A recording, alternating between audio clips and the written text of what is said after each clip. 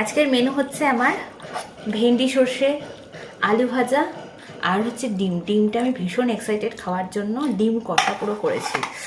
চলো ভেন্ডি ভাজা দিয়ে, এই কী বলে, ভেন্ডি সর্ষে দিয়ে খেয়ে নিই।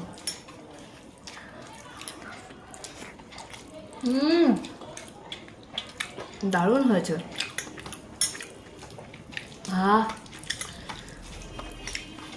অনেক দিন পর ভেন্ডি সর্ষে করলাম। প্রচন্ড খিদে পেয়েছে। ভালো তো? নুন একদম ডিম দিয়ে। রংটা দেখো, বোঝা যাচ্ছে না আলুটা কম আছে বলে।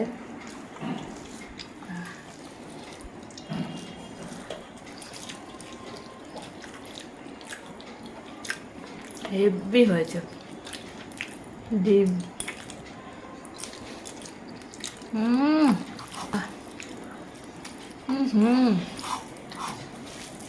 অনেক দিন পর এরকম মাখা মাখা করলাম।